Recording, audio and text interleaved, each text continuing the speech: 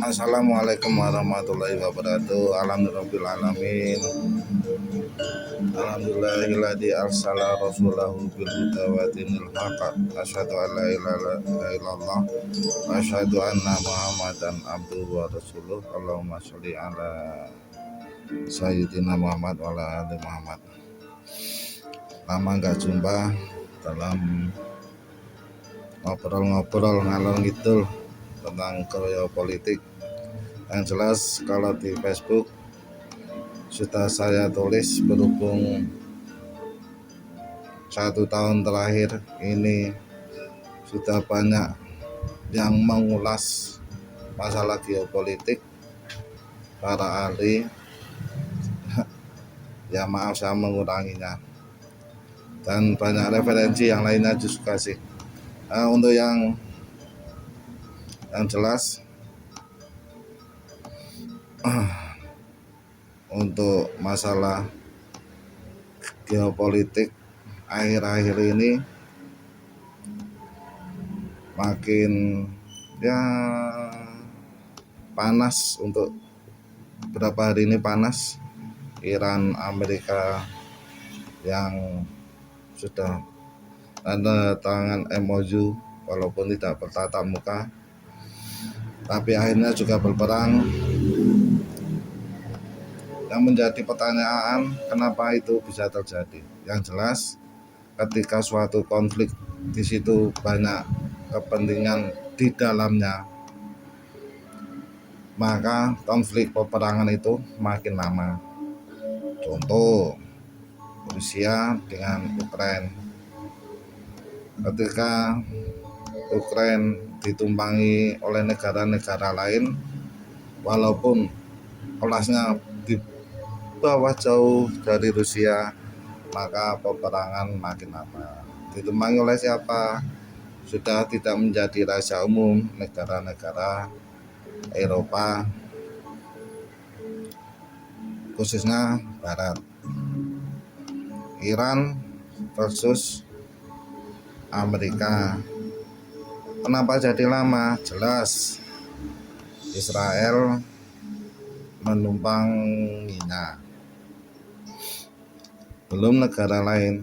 Yang logika sederhana, ketika dua kekuatan bertarung, maka kekuatan yang ada di bawahnya pun juga ingin mempengaruhinya, minimal untuk memperlemah negara tersebut. Logika sederhana.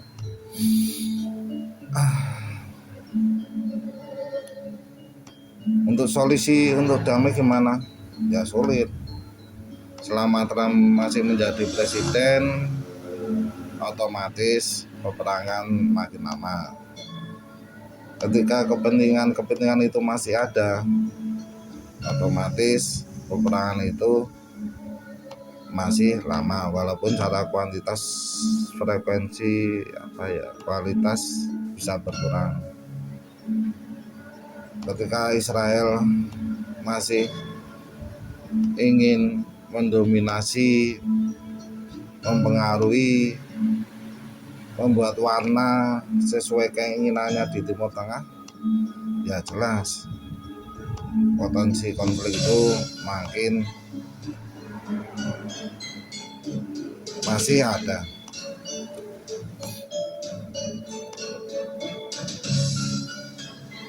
Termasuk yang di Rusia Ukraina makin gayeng. Peperangan konvensional yang dulu mengandalkan artileri, kavaleri, sekarang sudah banyak berubah mengandalkan drone. Yang berita terbaru, Jerman memberi bantuan Ukraina berapa ribu drone. Gaya peperangan, taktik peperangan, strategi peperangan banyak berubah. Yang terbaru, armada kapal Rusia digempur di Laut Hormuz,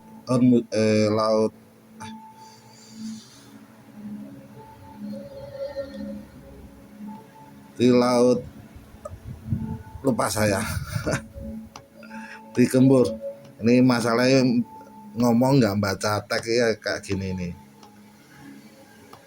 kamu sekalian browsing pasti ketemu.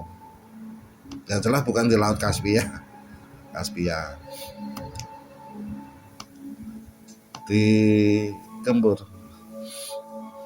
Potensi konflik di Asia Timur masih terlalu ada. Masalahnya makin kesini, selain negara-negara besar otomatis ingin menguasai sumber daya alam, itu wes dari dulu ya kayak gitu. Ketika dia besar, sumber daya alamnya rendah, ekspansi kemana-mana. Ditambah lagi ketika keadaan sekarang iklim yang tidak menentu, yang digarisbawahi Eropa dalam sejarah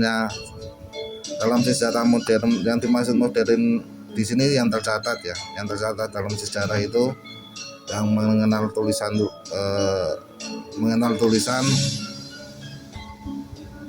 mengalami suhu terpanas dalam sejarah Eropa. Merembet kemana? Timur Tengah, Asia, terus nanti Cina, Asia Timur, ya begitulah. Yang terbaru 2 juta rakyat Cina diungsikan karena badai. Dan keadaan ini apa?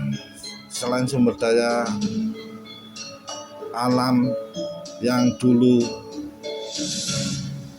bagikan emas seperti minyak bumi dan gas alam menjadi prioritas, yang terbaru tanah jarang, bahan-bahan untuk membuat peralatan modern, yang terbaru lagi mungkin berapa puluh tahun lagi air menjadi rebutan untuk negara-negara yang suhunya makin panas dan populasi penduduknya besar. Nah, untuk menjaga kepentingan rakyatnya ya ekspansi ke daerah. Walau alam bisawab. Ini aja ya untuk tombol kangen. Mungkin lainnya referensi lainnya bisa dicari. Dan terbaru apa? Prediksi. Untuk prediksi belum ada. Soalnya ini ya untuk yang kalau saya melihat untuk kasus peperangan ini, walaupun grafiknya lambat tetapi naik secara kualitas kuantitas. Jadi beda dengan peperangan ketika meletus Perang Dunia Kedua dengan serangan kilatnya Jerman Nazi. Kalau sekarang lambat tapi konstan. Kalau dulu meletus perang, serangan kilat, nah itu prediksi perkiraan untuk menentukan strategi negara untuk menentukan sikap sangat diperlukan. Sekarang lambat, konstan, tapi naik. Itu aja. Walau alam bisawab. Mohon maaf jika ada salahnya. Wassalamualaikum warahmatullahi wabarakatuh.